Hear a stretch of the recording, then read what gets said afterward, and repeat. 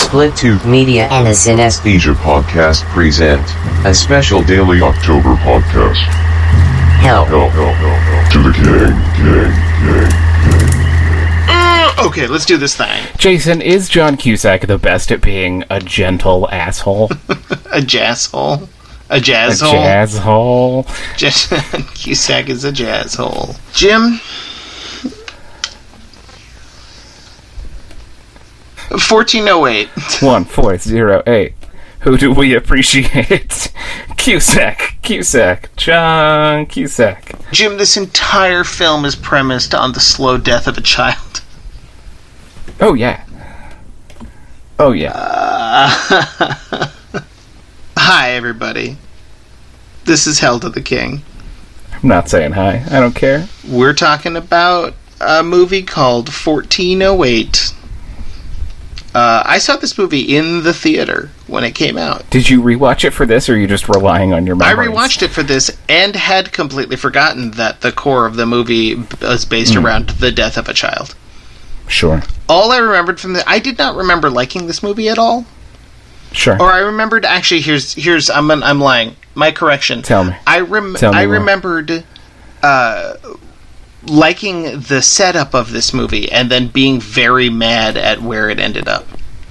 Okay. And I didn't feel that way this time. I didn't feel like it was great. I felt like it was better than I remembered it being, but I still had a lot of the same problems.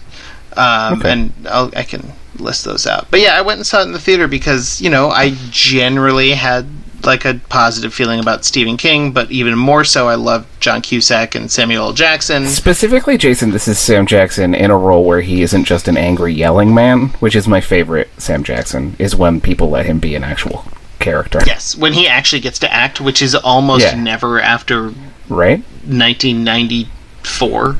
And also Scott Alexander and Larry Karasowski. Oh, they're the those are the dudes who do good biopics. Yes. Yeah. Those are the only human beings who can write a good biopic. They wrote. Yeah. I mean, first their greatest is obviously Ed Wood, but they also did The People vs. Larry Flint. They did Man in the Moon. They did Big Eyes, and they did the television show The People vs. O.J. Simpson, which was actually really good. I saw their names, I think, and I didn't process them because I'm not careful at attention. Yeah, so this is a movie about John Cusack as a sort of pop author / paranormal investigator who goes... I have one of my first notes, Jason, is he's a famous writer. How weird. A writer who deals with things that are somehow supernatural? Yeah. Stephen King is really not good at shooting far away from his own feet. What did you talk for a minute? What did you think about this movie? I know I watched it.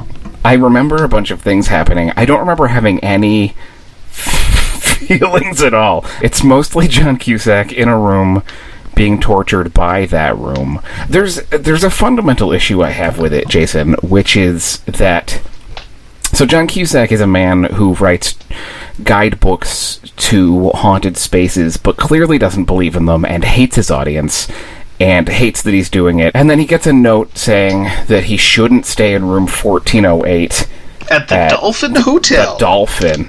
And he immediately, he under 1408, he writes equals 13 and then says, that's cute. And I had to pause the movie to figure out what equaled 13. Which I'm assuming if you add up all the digits, it adds to 13. Yes. But also it would be on the 13th floor. But I was like, why is that the first thing he does is add up all the digits? I don't know. Anyway, he goes there, and it's this place in a fancy hotel, and they won't let him stay there, and then he forces them to, which his publisher says that they can sue the hotel if they don't let him stay in an open room, which is definitely not. I haven't looked this up, but that's not a law. They're a private business. They can do anything they want. That would be an insane law to exist. But he gets there, and they're like... They don't want him to stay, and Sam Jackson really tries to talk him out of it, and then eventually he convinces him, he caves. But at one point in that conversation, he asks Sam Jackson why they don't just close the room. And Jackson says that the, like, whatever corporation that runs the Dolphin Hotel likes to pretend that there's no problem, just like, Jason, they pretend that there's no 13th floor. But the way that they pretend there's no 13th floor is by having a 12th floor and then a 14th floor. Mm-hmm. So if they were really doing that, they would just wall over the door and pretend there's no room in 1408. They would say, we have a 1407 and a 1409, and I don't understand why they don't do that, because everyone who stays in the room dies, and that seems like a liability. So that's a fundamental issue that I had. Well, but pretending there's no 13th floor is a thing that's not like a quirk of this fictional No, I understand building. that. But walling over one room and just not listing that number would be a reasonable thing to do. True. Yeah. Yeah. That'd be fine. So he, like, checks into the hotel room and everything's fine, and he makes sarcastic comments about the decor and stuff, and then he's maybe looking out the window, and the radio starts playing "We've Only Just Begun" by the Carpenters, and I thought that was a really delightful choice. It comes back several times. Also, like, a woman who can sing that beautifully while playing the drums, Jason, that's scary. That's frightening. It is? Yeah, and then everything goes crazy, right? The room does all kinds of crazy stuff, and it sets him on fire. I don't know. It puts him in a wave. It pretends to be. What's nice about it is that it starts with, like, a window slamming and, like, a figure in the background reflected in a thing and a painting tilting, and then it slowly builds up and up and up until at one point the whole room is just encased in ice and fully Arctic, but it has, like, gone there slowly enough that at the point that happens, I believe that it's a full ecosystem in that room. Yeah. And then it can do whatever, and it does that. And I think it does a really nice job of elevating. I watched this 15 hours ago, and it is almost entirely gone from my brain, so I don't know what that says about me or it. So I think that your reaction is 100% correct of just not really having many feelings. That's what I remember. So I too am totally numb from this month, but I also have the memory of what it felt like to watch it in the theater. And it was very similar of, like, this is a good setup. It's a setup I'm particularly going to be attracted to because I like paranormal investigation. I like John Cusack. I like Samuel L. Jackson. I like things that are creepy and, like, you know, like supernatural stuff happening in a single place. I like chamber pieces. I just learned that word recently in terms of... I always knew chamber pieces as small groups of musicians, but I recently learned that you can also say it about movies that take place mostly in a space. That's true, and I haven't seen The Mist yet. I'm watching it tonight. Is it also a chamber piece? It also, I believe, takes place in a single place for the most part. Jason, can we write a movie called Six Chamber Piece that's about a small building with 6 rooms, but also a gun with 6 bullets in it? Yes. Okay, great. Done. Okay. Hey guys, we're quitting the podcast. Watch for our film Six Chamber Piece. It's coming out in a year and a half. I want to say it's too well made, but that's not exactly what I mean. But it is just too, like, it's too lush. It's too glossy. It is very glossy. And, like, they just... Everything seems to happen really cleanly. Yeah. And like, almost easily for the film. Yes. You know, it's not like it's easy for Cusack, but it's easy for the film to go from one thing to the next. Yeah, it's like... And you want to kind of get stuck on stuff. Once he's in that room, it's just whatever they want to do. They have a tremendous facility for just making images happen and having things happen. And it just... It doesn't ever feel like anything matters. It doesn't ever feel like anything is really at stake. It's like it comes together too well to be genuinely nightmarish. Yeah, it just exactly. It's just there's like too easy of a facility with the way the film is put together. And it feels like, okay, I'm never uncomfortable because I don't. It kind of goes hand in hand with what we were saying about the Night Flyer, and that the Night Flyer feels so strange and so janky that adds to the creepiness. Where you're in this place because you can't trust the filmmakers to take care of you. Whereas in this, I never have a moment's worry that like I'm just watching this movie.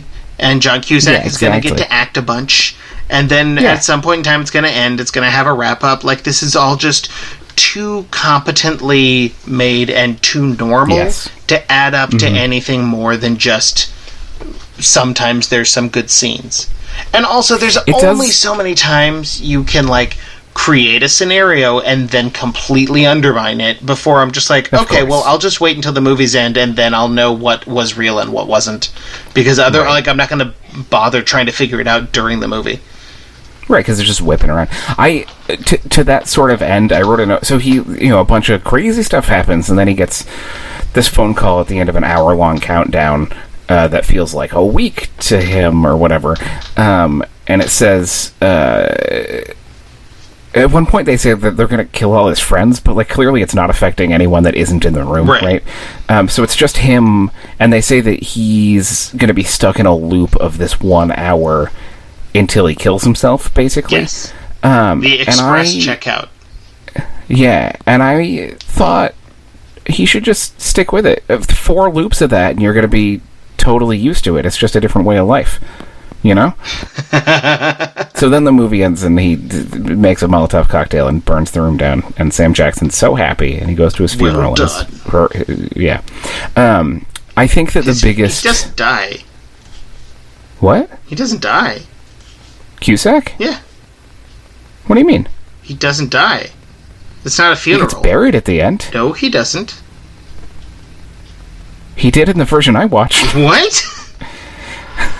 In the movie I watched, he, at the end, he, like, explodes the room, and then it cuts to his wife and his publisher at his funeral, and they're leaving, and Sam Jackson comes up and tries to give her his artifacts, which is, like, they're, like, his tape recorder in a box, and she gets really upset because he's trying to give her stuff from her dead husband. And then the publishers, like, leave her alone, and then Sam Jackson gets in the car and plays the tape, and then something appears in the back of his car briefly, and then he slams the box shut, and it goes away, and then he drives away. What? How did your movie end? That is not how the movie's ended either time I've seen it.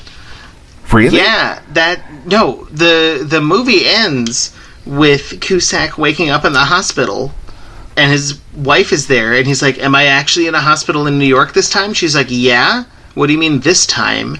And then they, like, get back together and get a apartment together, and then he finishes his book, and she's like, well, you never wrote that fast before. He's like, well, it's easy. I wrote it already, meaning he wrote it in that, like, time that he was in the room in his head. Right. And then he, like, in the middle of everything, finds his tape recorder from that night, and he presses play and is listening to his own notes, and then they both hear their daughter's voice and, like, look at each other like, it was all real, and then the movie ends. Did they clue this movie? I'm looking it up. There are 4 different endings to this film. No way. What? Oh my god, this just got so much more interesting than I thought this was going to be. Right now I like the movie.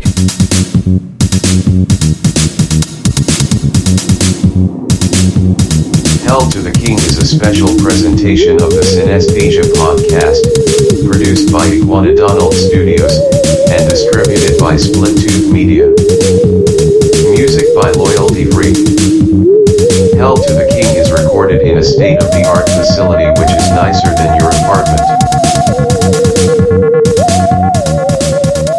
Jim? 1408. Cinesthetes.